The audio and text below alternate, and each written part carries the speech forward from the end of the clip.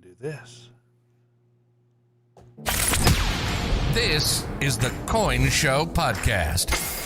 The show about coins and coin collecting. And not just any show. This is the #1 coin collecting podcast. Going 10 years strong. Here's Matt Dinger and Mike Nodelman on the Coin Show Podcast. It is episode 189 of the Coin Show Podcast. Wow. I'm Mike. I cannot believe we've done 189 episodes of this show. 189 episodes, whether they liked it or not. My goodness. Hello, friend. How are you? Wonderful to see you tonight. I'm awesome. So on this episode of the Coin Show Podcast, we are going to take some interaction with the people hanging out with us in our new Facebook room and check out what's going on with that. We have a couple of announcements to make. We have a Silver Eagle to give away tonight in our monthly giveaway. It's right here. And we're going to talk about the coolest thing that walked into our shops this week, and Matt's going to get slaughtered. Yeah, I don't think so, buddy. First, as always, the news.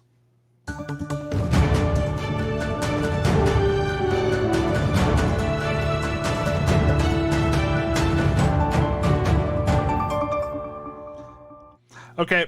So this is my second favorite part of the show, Mike. Who is the news sponsor? Please tell me. Well, the sponsors are stepping up. Last week it was my wife. Yeah. That was I think one of the best sponsors we ever had. Just saying. In my opinion, clearly the best. I'm just saying. So this episode of the Coin Show Podcast is brought to you by the color red. Yeah, we know we can be intense, but we think it's a bad rap. The #1 choice for balloons, cars, and lips everywhere, the color red. Red? And stepping up this week. I love it. Wow. Red. It's good. I like it. So let's see. The United States Mint has announced the pre-order dates for the remaining Morgan & Peace designs, as well as the Type 2 American Silver Eagles. Finally. I Babe Ruth this one, didn't I? We were talking the other day. What can we say that we haven't already said? Yeah. Thanks. Let's see. So, yeah, you love that in me, don't you? I do. I really do. You're never short on words, Mike. Look, if I see something I don't like, I'm going to call it out. Please. Yeah, right. Well, that's okay. Remaining silver dollars will be available for order on August 3rd and August 10th. Household limits have been changed to 3. Still not 1. Right. From 10 to 3, though. 10 to 3, that's progress, friend. That is progress. Still not 1. That was, I have it in big capital, still not 1. Yeah, I know. So, yeah. Look, what else can you do, right? Right. It's progress. It's coming together. Trying to recover from this.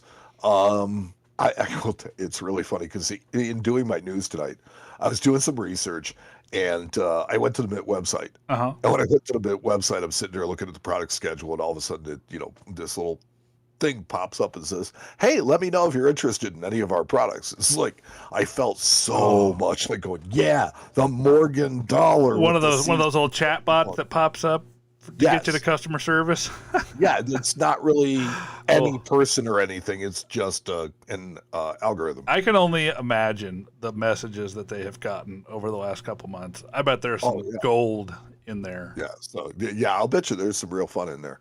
But yeah, that's what it's like. Yes, you can help me with a CC dollar. So yeah, the remaining silver dollars are going to be available for order August 3rd and August 10th. Household limit's been changed to 3. Still not 1. The American Silver Eagle Type 2 proof will now go on sale July 20th. Yeah. And the Gold American Eagle Type 2s will be available July 29th. So this is in all 4 sizes and as a 4-coin set. Okay, so they're spacing it out a little bit, I think, which might be something to do with what they've changed at the website. We don't really know yet. They have been kind of cryptic. They say they're working on things on the website. We'll find out, I guess. Right, we'll find out, and this is going to be like dominoes falling, right? If one of them doesn't work, the next one falls into doubt. Right, exactly. But if they get the first one right, it looks like everything should be okay, and there will be much rejoicing. I don't know. We'll find out. Just to me, it's been so frustrating. That they've had these products that have been high demand, and now they've come out and they're not even going to test it. They're going, okay, here's the new schedule, and to me, that just sounds overly confident. Right. The Gold Proof 2 coin 10th ounce set will now go on sale on August 5th. Now, if you haven't heard of it, I hadn't. They will pair a Type 1 and a Type 2 1/10th ounce coin as a set. Oh, that's kind of cool. I mean, I don't Sell necessarily them for an as yet undisclosed price. I mean, as long as it's kind of in the same neighborhood as the two coins themselves individually, I'll be okay with it. Well, it's going to be a W. It's going to be burnished, right? Oh, okay. So fancy finish, fancy price. But, look, I'm going to set the over-under at 2 times melt. And you could place your own bets accordingly. Yeah, it's probably pretty close, actually. It's probably pretty close. That's what they try to do with the line, right? Yep. So I had never heard of it. I'm really not typically a gold buyer. This idea actually interests me. You're going to buy one? Not at the premium that they're going to ask. Right. Okay. I was going to say, Mike doesn't. You're not normally one that buys gold, so that was kind of like. I'll make my own with circulation strikes. Yeah, right. You could very well easily could. Just got to go into the safe. Yep. As well, the S Mint Type 2 Proof Silver Eagle is the only release that is not delayed. In fact, it will actually be moved up. Up? Wow. So that is now scheduled for August 12th. Kind of confident of them, isn't it? Well, again, I really questioned this newfound confidence of the Mint. I wish somebody else. I wish any of us had that kind of confidence. They can double down on it. That's fine. They're going to work on making things better. They told us that in their email, so they can double down on making things better. I'm being a better person, and how's that working out? Well, I'm just saying. Yeah. Yeah. The Mint has announced some of the expected changes for the new Gold and Silver Eagle designs. We talked about this. I'm interested to see the story. I did not read ahead, so I kind of wanted to read through this with you. Yeah, I'm kind of excited to see the new security features, as I am with anything new. Right. So yeah, let's look at the story. Let's check this one out and peruse. Peruse. Ooh, I like that use of that word, peruse. Oh, we're really just reading it. Okay, I'm sorry. No, I just kind of was giving you an opportunity to take a look at it. No, it's fine. You walk me through it. We'll go through it together with everybody. Okay. So the changes that they made are listed. Oh man, let's see. They're not in this story. Oh, okay. Well, why you're giving me this? No, it's fine. It's right here. I see new Silver Eagle reverse. Oh, there it is. Okay. Silver Eagle reverse. Talks about obverse changes. Scroll down, friend. Yeah. Okay. So, let's see.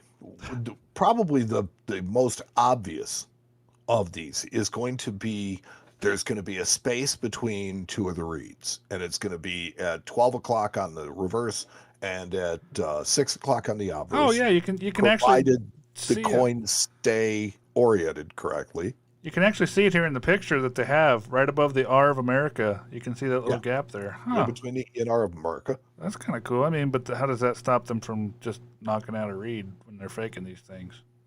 Well, just a thought. Just another thing. Maybe maybe there's more to that than meets the eye. Playing devil's advocate here. That's all, friends. That's all I'm doing. Which is also the thing with this design is it's much more detailed. There's much finer work in it, which is going to make it way harder to be counterfeited. So let's see. Let's see. Then they talk about the obverse changes here as we scroll down. They're adding a monogram of Adolf Weinman. They're going to go back to the font of the Walking Liberty half. Right.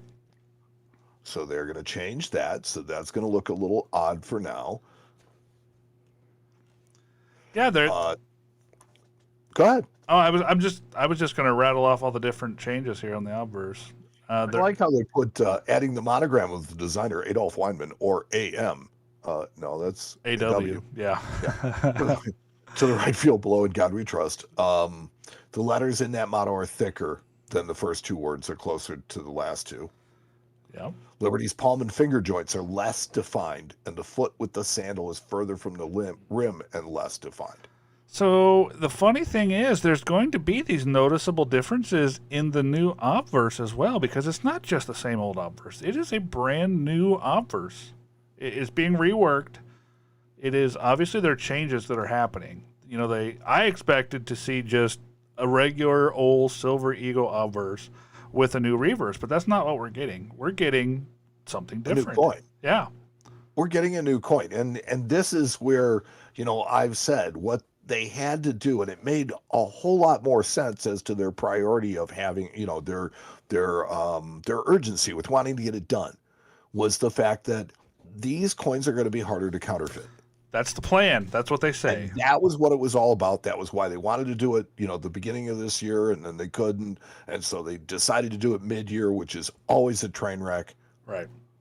And that is because they really feel it's that important. And it looks like the notch is directly below the date as well on looking at the obverse. Well, like I said, this really depends, because it's going to depend on the orientation of the dies, right? Well, I mean, we know that the dies tend to wander. Yeah. Well, that could be a whole variety in itself. Isn't collar.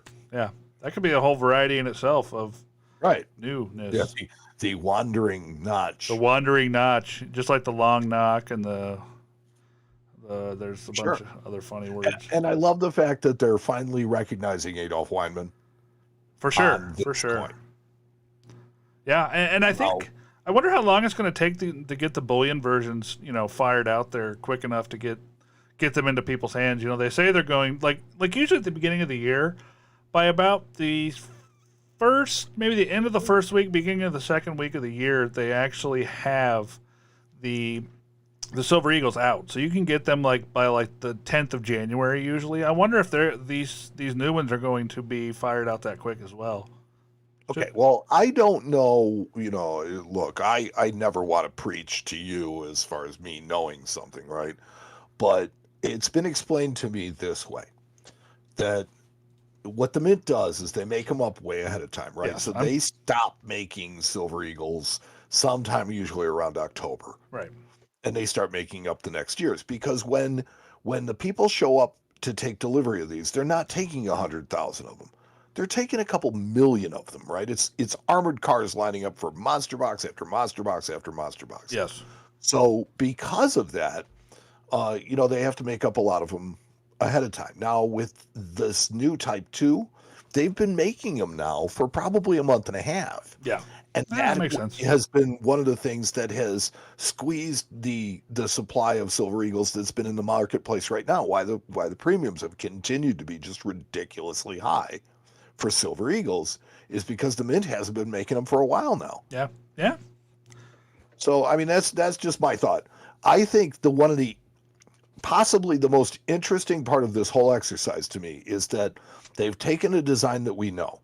When they originally readapted this for the larger coin, they used that to their advantage, and they created just a little bit more detail in the design. Yeah. Right? Sure. And as the die making methods got even better and became digital, then you started to see things like the cloth and the flag and stuff like that. They have reworked this design and actually softened some of the details. Yeah, that's what I was noticing. It's a completely different coin. It may have the same design in theory, but it's going to be an entirely new coin. Yeah. So the Liberty is actually smaller and looking like it's further away from the rim of the coin. And yes, this is a definite change. You're going to look at it and you're going to be able to tell by looking at, the obverse. Sure. And not even seeing the date. Yeah. Which type it is. You're going to be able to see that right away. Oh, 100%. Cool. Well, that's a little more interesting to me than just changing the reverse. I thought they were just literally just slapping a new reverse on it, and that was it. No, and patting it on the butt and think sending it that down the road. that is also going to be the case with the gold coin, but I'm not quite sure yet. Yeah, that'll be for another news story. We really care about the Silver Eagles because that's what we're going to see the most of, and that's a lot of people like. Think about how many of them we go through. Oh, I can only imagine. It's going to be great, though. I can't wait to see one. Look, as with any new coin, you get really excited to see the new stuff. But after you see it a few hundred times, it's a novelty. Right. You get it and you're like, of it by 2023. Yeah, all right. And then it's on down the road to the next one. Yep. The U.S. Mint, speaking of which, produced over 1.47 billion circulation coins in May. That is a lot of coins in May. Wow. It is, particularly when you're complaining that you can't make other products because of lack of production. I think that some of that energy could have been focused on making other high-demand items. Don't be bitter. But I digress. Don't be bitter, Mike. We don't want bitter, Mike. I'm just insistent. That's true. In looking at the sales numbers for the previously released Morgan dollars, both have sales numbers that have creeped under $174,000. And that means that an additional 1,000 coins could potentially become available. Well, yeah, but then what do? Then they just show up on the website one morning out of nowhere, and they're gone in 10 seconds. Keep an eye on that, but somebody will get it. Yeah, that happens. It does happen. Right? So there is still hope. So you're saying there's a chance. Oh, my. PCGS President Brett Charville is stepping down. Where does this Now, I'm always a bit confused by people who step down but don't quit. You didn't give me this story, buddy. It's okay. Oh, come on. Nope. Okay. It's all right. It's fine. Run with it. Start over. Well, it's okay because, look, Charville says that he'll be leaving the company, but will remain part of the team until his successor is selected. Yeah. And that's good of him. Right. Well, I mean, this is what I'm confused about. He's quoted as saying, "I've enjoyed and valued my time as president, and I'm ready for the next challenge. This role has been the experience of a lifetime. I'm proud of the things we have accomplished, and I look forward to working with the PCGS team to ensure a smooth transition to new leadership." Based on that, sounds like he's been there 20 years. Right. The CEO of Collectors Universe praises his accomplishments. So what gives? I mean, he's clearly not being pushed out. No. But he joined early in the pandemic, so he's only been there about a year. I don't envy that job. I can't imagine doing that job. It sounds to me like he didn't like the job, but that's just pure speculation. I mean, it's hard to say. You never know. They have accomplished quite a bit in the last. I mean, under him they kind of refired the PCGS banknote grading. Yep. I mean, there was. Now they've got some other changes that are coming that are really big. I mean, this is not stuff that just happened without people behind the scenes, making it happen. So who knows? Maybe those were his goals, and he said, "You know what? I've done what I came to do." Leadership tends to, it needs to be at the helm. Right. Well, yeah. I mean, but maybe he's done what he wanted to, and he said, "You know what, guys? Thank you. I got us where I wanted to get us. I'm out." I don't know. Yeah, it's just so hard to say, but I mean, it makes me wonder. The thing that I think about with PCGS right now is long turnaround times on coins. It's across both of the biggest companies right now. Yeah. I mean, the problem is right now is that what has happened to another market over the last year or so has affected our market. And that's sports cards and collectibles have exploded over the last year or so over the COVID shutdown. And PSA, which is owned by Collectors Universe, and I think the new one at NGC is called like CGC, I think, is their new sports grading. And both of those have just absolutely exploded, and that is where these companies are making money hand over fist right now. So that's kind of what they are, I don't want to say directing towards, but that's what they are concentrating on at the moment. And I think that we are seeing, the resources that are normally given to coins, paper money, being diverted maybe towards sports. And that's a business decision that they have to make. That's just, I think, what's happening right now, and that's what we're seeing the trickle-down effect of at this point. Okay. In my opinion. Look, I look at people that take leadership positions like CEOs. These are people that take on a lot of responsibility and they get paid enormous sums of money and they do the guidance of the big ship, right? But I mean, for somebody to come in, do something, and then leave just seems to me to be there's something afoot. So It's hard to say. me, it seems like either they didn't like the job or there was something about it because Well, and you have to clearly realize was a choice. there was a huge. I mean, there's been some huge things happen at Collectors Universe over the last 2 years. I mean, the company was purchased by investors that took it private, being a publicly traded company to now a private company, and maybe there's plans there that aren't necessarily in the vision that he had. We don't know. Yeah, we don't know. It's and therein lies an idea. So you just finally put an idea in my head where, you're right. Maybe it's ownership. Maybe it's their vision doesn't match his vision, and everybody's decided, hey, this is a good guy. We're gonna help him out, and he's gonna help us out, and we're just gonna move on. Right. I mean, there's a lot of moving parts, and I hate to speculate on what people. A lot of facets, a lot of ins, a lot of outs. I hate to speculate on what people are thinking when I don't know, but it is very interesting to see that it happened. We wish him the best, of course. Absolutely. I know he's going to land. I don't think I was trying to right. No, he's the kind of guy that lands on his feet, and he'll be fine. So 1921 seems to be a magical year for U.S. coins, and I hope you have this story. I do. So, the key dates to almost every series minted that year come from 1921. And yet, there's a coin that might be the greatest of the 1921 coins. Oh, yeah? A Roman finish proof double eagle that wasn't even known to exist until 2006. What are these Roman finishes? Are these like the sandblasted ones? I believe the Roman finishes is the sandblasted proof. Okay, that's what I thought, but... Yeah. So, this will make a rare public appearance and the first one in almost 10 years. So, since the 2013 World's Fair Bunny at this year's Summer Fun Show. Cool. And the coin will be on display at booth 703 alongside an 1854S $5, one of only 4 known.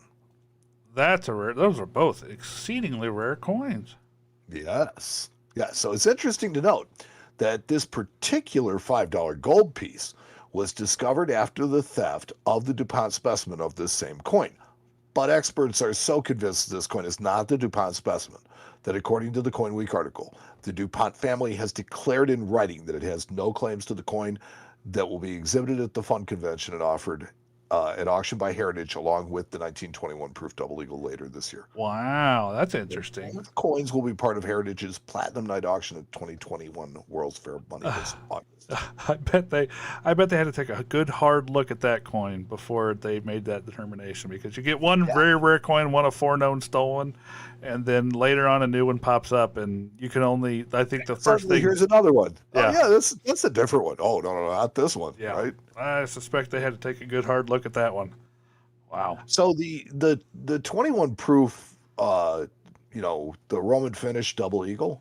I mean, think about this. It's 1921. Proofs are being made by the San Francisco Mint for Zerby. Right. There are no known proofs of that year. They just weren't making them anymore. They stopped making them in 1916. Mm-hmm. So, there still are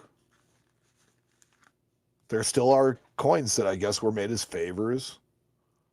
I always thought that these Roman proofs, at least this is what I was told, and I could be completely wrong. I always was taught that these were actually made for photography because of how that finish photographed so well that they would actually use it for photography.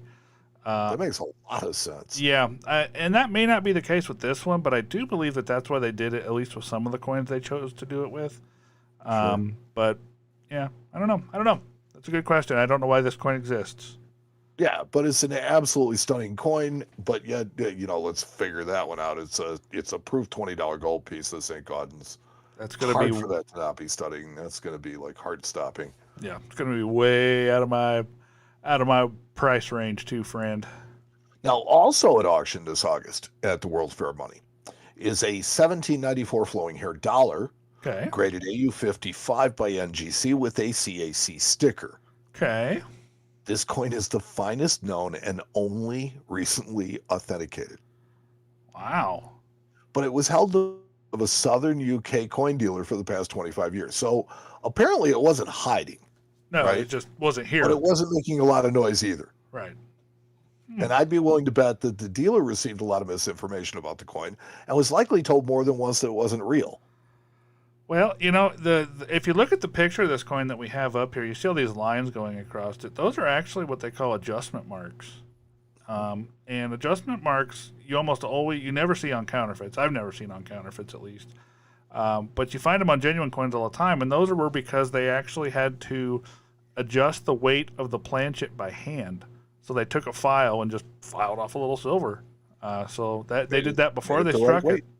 Yep, they did that before they struck the coin to make sure that the planchet was the right weight. And then once they struck it, you still see them in some places on the coin because the pressures weren't high enough to completely obliterate the adjustment marks. So that's a really good key indicator right there that it's a genuine coin. But man, wow, But I mean, big coin. I've seen stories of coins like this all the time where somebody has a coin and they're like, well, this is real. And everybody, no, man. It's not. Yeah. I mean, they even did that with the Walton specimen of the 1913 Liberty nickel. Mm-hmm. Yeah. Right? They told them for years, no, that's fake. It's fake. And then when they finally I guess it's not. Yeah. So this coin, I'm quite certain that UK coin dealer probably at some point, but knowing that it's, one of 5 coins, I think, that exist. Well, the story here reads, Stack's Bowers Galleries has presented a $1794 at auction nearly 40 times over the past 2 decades, including the finest and most valuable specimens known, with the highest selling piece at $10 million. So, and this is, they say that this coin ranks among the most significant survivors from that issue. So definitely going to be a 7-figure coin, could be an 8-figure coin. Will be real interesting to see what happens. Now, one thing that had to absolutely suck would be if you had a $1794 in a registry set when this coin came out. Well, yeah. Ooh, yeah. Can only imagine. I have the second finest known. So CoinNews.net notes that the $1794 is currently ranked number 3 in Jeff Garrett and Ron Gus 100 greatest coins, 100 greatest U.S. coins. Super cool. Number 3.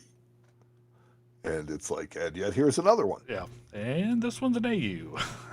Here you go, kids. Step right up. The ANA elections are upon us. Did you vote? This is a public service announcement, not a campaign ad. Right. I have returned my ballot. Okay, good. So have I. I am not going to endorse any candidate, nor am I going to discuss any need that I feel the organization has. This is a call to vote, period, full stop. So if you've received your ballot, please return it before July 1st. Before the 1st. If you did not receive a ballot, please contact the ANA to request one.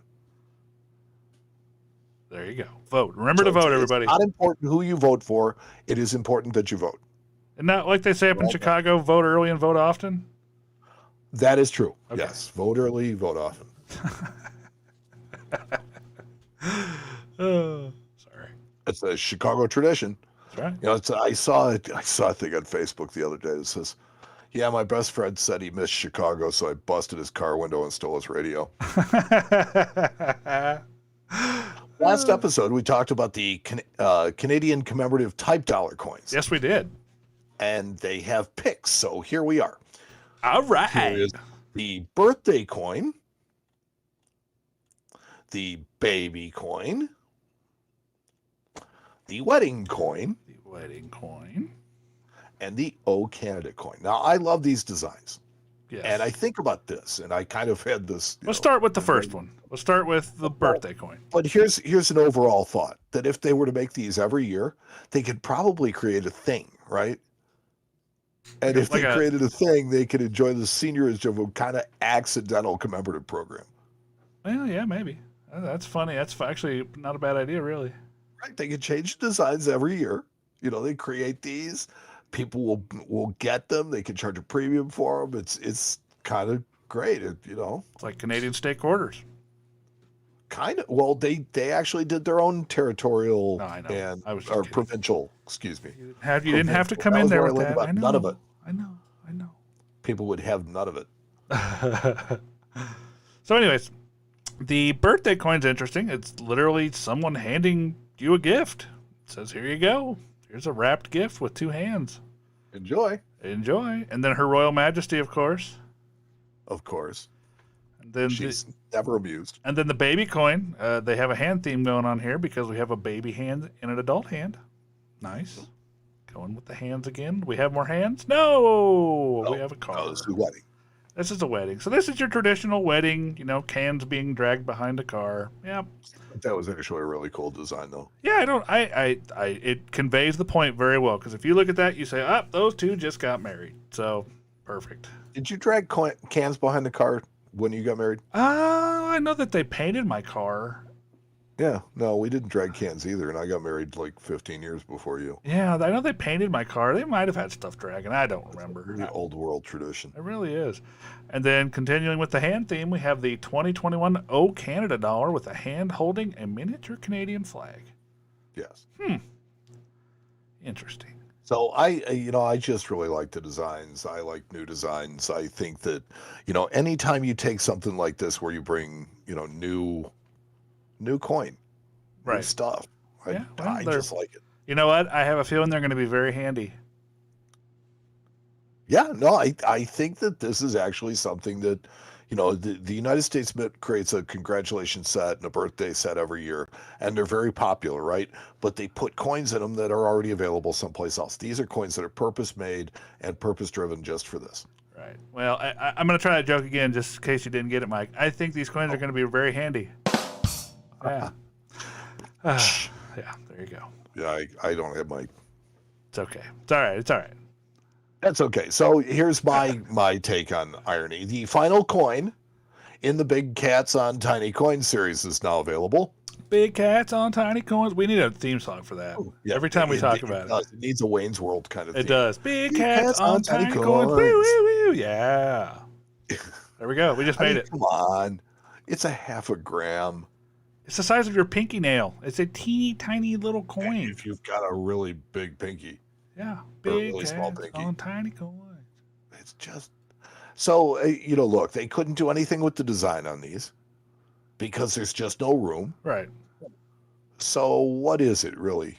It's a limited issue of 199 coins, or so the website says. That's what it is. Bob's My Minute is finest. Yeah, there you go.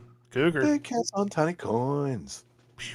I love it. We're going to have that. I'm going to put that in the soundboard from now on. So next time we have a story on it, it's going to be... That'd be great. Yeah, we use it as a drop. Yep, it's going to happen. And finally in the news, Jeff Garrett wrote a really great article this week on the world's most valuable coin. Yeah. And in his opinion, it is the most recently sold 1933 St. Gaudens double eagle. I mean, can you blame him? The coin blew through records. Or could it be a different coin? Oh. So he asks the question, what coins could potentially vie for the coveted title of world's most valuable coin? And I think that's a really interesting question. So he goes on to give 2 other coins that I think are in that, they're in that league. The 1849 double eagle, which is unique. Right. And the 1907 double eagle pattern. But that's a pattern. Yeah, that's a pattern. That kind of almost discounts. I mean, don't get me wrong. Right. Super rare coin. I mean, I'd love to own it, but, I would think that the 1849 double eagle would be the one because it's unique. Oh, and it's in the Smithsonian. It's not like it's going to become available. It is right. One of those. Can own it. It's everybody's coin, right? It belongs to the United States. Yes. The 33 double eagle. There's still other ones out there. We know there's other ones out there. Yes. So it's not that big deal. If the Langboards win their case, the value of that coin goes right down through the floor. I'm fairly sure that case has been decided. Actually. I could be wrong. I think we reported that that's been decided in they don't get them back. Well, I don't think we reported that. It could have been a while ago, but I could be wrong. That wouldn't be the first time today. I think that they lost their case, but they're still on appeal. Oh, okay. Well, and I forget about government appeals. has been forcibly stopped from melting the coins in the interim. Yeah. Justin's correcting us in the chat. He said they lost. You did report on it. So. Oh, okay. There you See, go. Justin would know. There I don't you even go. know what I report on anymore. 189 shows later. I'm sorry? I said 189 shows later. So. Yeah, exactly. The most interesting examples are the coins like the 1894 dime, the 1804 dollar, 1913 nickels. Oh, yeah. The whole problem is that they're all one of, right? Yeah. The 33 cent, at least for now, is unique, but as is the 49 double eagle. Yeah. But what about coins of great provenance, right? So what about the Rittenhouse half team? Yeah, I mean that coin has a chance. I mean, I still think though that rarity and just the fact that a coin is not supposed to exist is going to trump provenance most of the time. I agree, but look, you cannot make that argument for the 33 double eagles. No. They were meant to exist. They're a regular circulation strike issue of a coin that circulated in their day. Yes. So for that, I mean, they're not even proofs. They're just circulation strike coins. And the fact that, they've all been jumped on by the government makes it what it is. That's a created rarity in my opinion.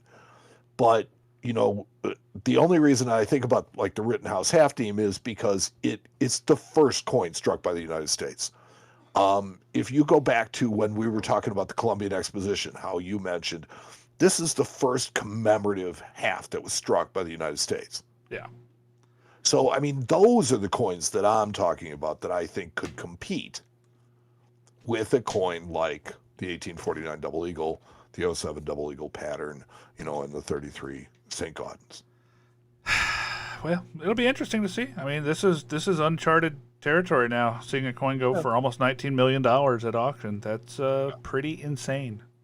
So I think that it could be really cool to find something maybe presented to George Washington or something else like that. But it seems to me like coin collecting will never have a singular crown jewel, that it will always be a squirrel. There's always going to be something else to look at, something else on the horizon that's coming for sale that's going to grab people's attention and potentially more money. Yeah, it's entirely possible. Entirely possible. And that's the news. And tonight the news was brought to you by the color red. Yeah, we know we can be intense, but we think it's a bad rap. The number one choice for balloons, cars, and lips everywhere, the color red. I love it. You're listening to the Coin Show Podcast with Matt Dinger and Mike Nodelman. I go out of my way to get nothing but the finest in sponsors for you. That was a heck of a sponsor. I mean, that is an entire color. I know. That wants to be a part of this show. That was one of them. Wow. You don't get much bigger than that. That's right. You've hit it big when. Yeah. Color red. Yeah. Well, sir, I want to, if it's okay with you, I want to go back and kind of hit some of these questions that have been popping up in our live stream. While you take a look at that, let me do a little housekeeping for everybody. Go for it. Okay. So I have an announcement to make that we have hired 2 executive producers for our show. Hired? We pay them? No. Oh, okay. No. They get paid as much as you and me. Gotcha. Nothing. Gotcha.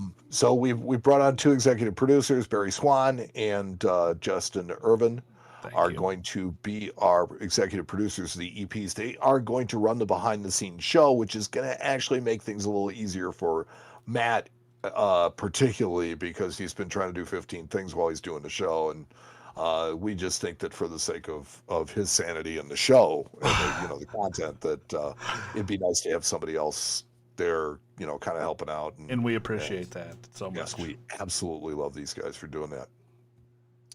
Let's see, what else do we have? We have tonight we have a winner Oh, yeah. in our Silver Eagle giveaway. Right here. I have your coin in my hand. Who is it? Who is the lucky friend of the coin show that has Well, won? first, let's tell them how we got it. So Okay. we currently we passed up 20,000 likes on our Facebook page. Amazing. And you sign up for that Facebook page, you're going to get an automatic invite to Friends of the Coin Show Podcast, which is a private group that you have to be accepted in to join. Just If invited. you become a member of Friends of the Coin Show Podcast, you become eligible for our monthly drawing. Every month, we're going to draw a winner for a 1-ounce silver American Eagle.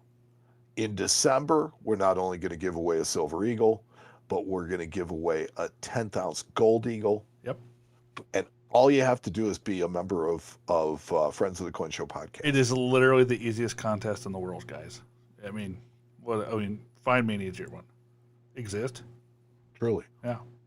So tonight's winner, this month's winner, for the month of June, Walter Arenas. Good job, Walter. Thank you. Yes, Walter. Good job. Nice. Thanks for being a listener. For being a friend, Mike, you're missing out on a beautiful, beautiful segue there. Walter, thank you for being a friend of the Coin Show. It was on a tee for me and I missed I it. know. All right. Well, I have ran back through the questions. Nick earlier asked a question, and I said I was going to get to it now, and we're going to. He asked, Nick Davies says, with the new popularity in collecting coins, do you think in the next 5 years more people will open brick and mortar shops, or will coin buying forever mostly be online? What do you think? I think that the online marketplace has truly changed the world of coin collecting. For sure. However, something that I learned when I started working at Harlan Burke is that there is something else that goes on with coin dealers. And that is that a fair amount of us are responsible for placing nice coins in nice collections and helping people build these really astonishingly nice collections over the years. And when you do that, when those people pass on or decide to pass on their collections, the coins tend to go back to the dealers that sold it to them. And then we get to sell them again and place them in another really nice collection. So that service doesn't happen online. You don't get that because that's actually people with relationships built that work together over a number of years to build just some absolutely just monster collections out of stuff. And, look, online is great for immediate gratification. It has changed the world of ancient coins. As far as ancients go, it used to be that the auctions, a lot of them were held overseas and you couldn't get access to the records. So it's like, you didn't know when hordes came up. You didn't know what people were paying for coins. So you had absolutely no idea what they were worth when they came up for auction over here. And, a lot of times you'd overpay for stuff. You would buy stuff that there were far more of than should be, stuff like that. Yeah. So, the internet has changed a lot of things, and I mean, not all for the worse. No, but there's always a group of collectors, and I've been this way most of my life, that want that to have the coin in front of them. I mean, and I don't blame them. Of course, I don't blame them. You can look at the best picture in the world and still miss something. But it is one of those things that we kind of live in a world of instant gratification where right now, if you see something you want for sale online, you click a couple buttons, you enter your information, and bingo bango, within a week it's at your house. Oh, yeah. Yep. I mean, and that's really great if you don't necessarily care exactly what you get. If you're happy buying a certified coin because it's been certified and you trust the company that certified it, great. Why they existed. Yep. Don't know that they necessarily fulfilled that dream, but I digress. But there's a certain amount of people that is okay with them, and absolutely. I think that right now we're seeing that kind of divergence. We're seeing those people that just want to buy stuff online and have it show up to their house, buy it on their website or buy it on eBay, wherever they buy it from. They want that gratification, and that's fine. And then there are other people that want to have the coin in their hand. So I think that the market is good. The market has been very strong lately. I don't necessarily think that it's going to cause more brick and mortar shops to open, because in all honesty, it's actually easier to sell stuff online. I wish it wasn't, but it really is. I mean, you take a picture of it, you put it online. It's kind of like fishing. You cast your line out there, and eventually you get a bite. Whereas in a brick and mortar location, you have to put the coin out. You have to price the coin to people. You have to show it to a lot of people before it finally sells. And you know what? That's okay too. We do that as well, but it's just a lot easier online. So, well, I think that's really true of retail, period. So Right. across the board, whether you're selling coins or whether you're selling, toiletries, it's all the same. You have to have a brick and mortar store. Your overhead is going to be a lot higher, and it's hard to compete with the online people. But the one thing that you have that they don't is physical location and physical presence. Yeah, and somebody in the chat just said actually brick and mortar is a lot of red tape. And not only is it a lot of red tape, but it's also a lot of risk. There's a lot of risk involved in having a brick and mortar retail location. You have the risk of robbery, you have the risk of burglary, you have the risk of theft. You have to hire employees. You Right. have to pay them. There's all kinds of stuff that's But involved with it that complicates it versus your vest pocket dealer on eBay that's buying coins and flipping them. But having that brick and mortar store does get coins brought into you to purchase. It's basically, you're setting up, you're saying, hey, we buy coins, come bring them to us. There's not a lot of other places that you can have that happen to you at. So that is the benefit of having a brick and mortar. And there has to be brick and mortars out there for this whole system to work, this whole machine to grind. It has to have. I don't think it works 100% one way or the other. It needs to be a hybrid of both. Oh, and he clarified his question a little bit. He said, brick and mortar coin shops have been declining for a long time. Do you think this new interest in the hobby will create demand for new shops that have an online presence? Okay. So, again, I don't necessarily think it's going to create new shops. I think it's going to create larger shops that already exist. I think it's a hard market to break into right now because in most cities you have an established place that's been there for a really long time. And unless somebody comes along and really reinvents the wheel, people are going to go to that place that's been in the neighborhood for 30 years. So it's hard to say. I don't necessarily think that it's going to create more stores. Maybe more sellers, maybe more vest pocket people, but maybe more business in aggregate. Right, for sure. But there always has to be those people out there. I always say this: somebody has to be out there in the trenches finding this stuff. These coins don't just they don't just cycle around all over the place. Sometimes they do, but eventually they stick somewhere and they're out of the market for 10 or 15 years. So somebody has to be out there finding this new stuff, whether it's the shop that is buying stuff from the public, or it's the traveling dealers that drive all over the country to go buy this stuff for their inventories to feed other dealers or clients or whatever it is they're shopping for.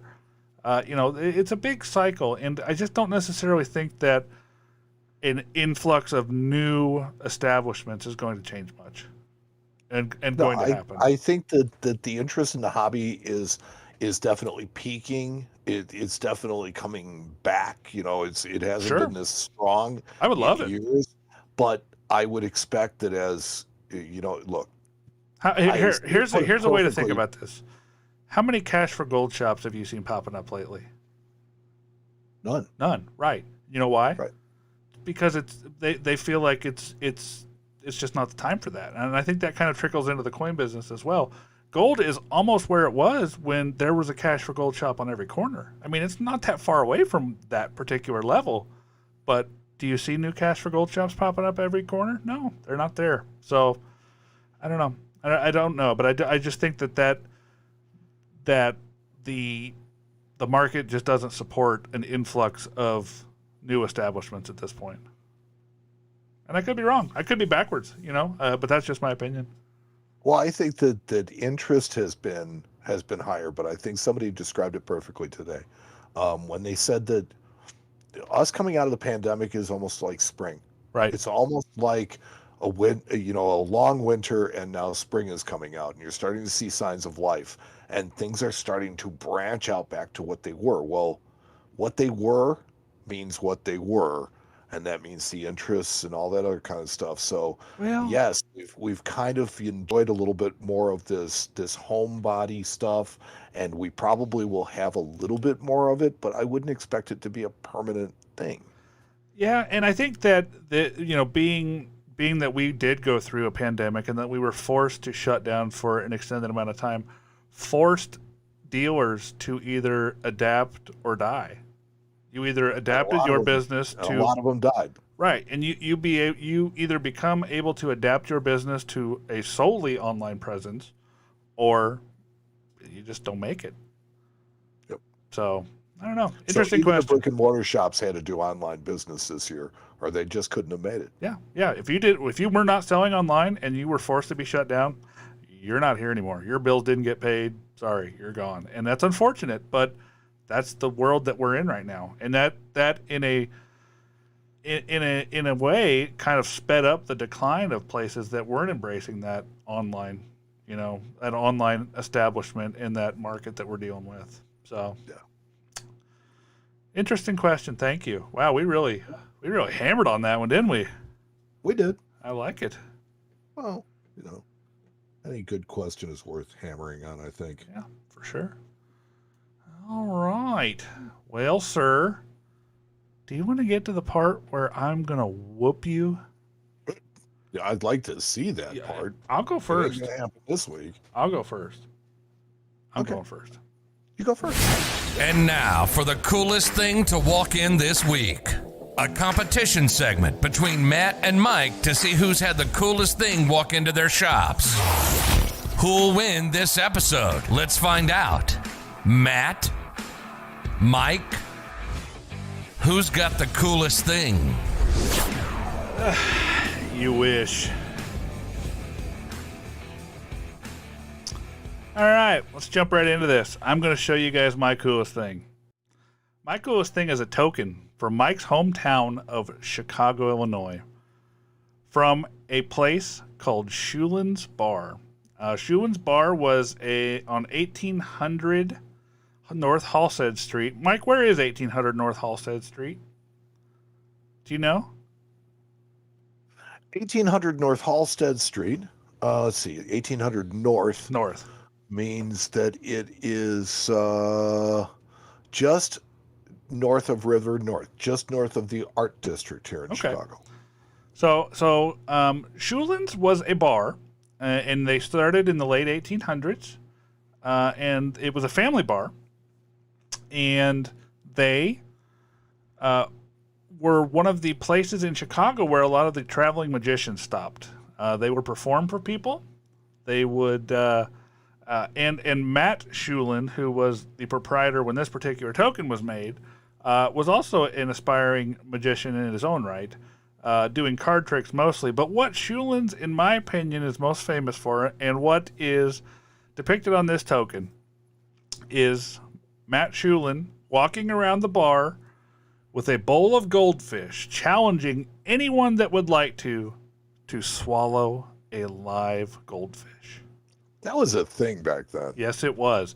And apparently, Matt Schulen, through sleight of hand, would demonstrate this by reaching around in his bowl, pulling out supposedly a goldfish, and swallowing it whole every time. Except it wasn't a goldfish, it was a carrot.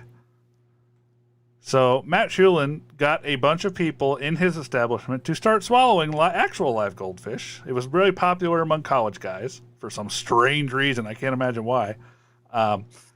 And so, yeah, this token shows him walking around with a cigar hanging out of his mouth, digging around in a bowl of goldfish. Above his head it says, "Have a goldfish." And then on the other side it says, "Good for $1," which at that time, I think this token dates from the 30s, maybe the 40s. $1 was a heck of a lot of money to be giving out a token for. So very interesting piece. And I also included a picture of the front of the bar here. I think that actually is Matt Schulen sitting on the front of the bar in my picture. I love the picture. So because the picture is so typical of Chicago and of that period and all that. Yes, it was a family bar, as most of them were. And if you look, you'll see a residence above it. Right. That's probably where they lived. Usually lived. They lived above the bar, and then Dad and Mom worked the bar, and that's kind of how it worked. And apparently, the Schulins were also responsible for Chicago's own Monarch beer. I don't know if that still exists. Probably not, but Monarch beer. Yeah, I can't say I've ever heard of that. But there you go. Yeah, from your picture, I was able to divine that it was on the corner of Halsted and Willow. There you go.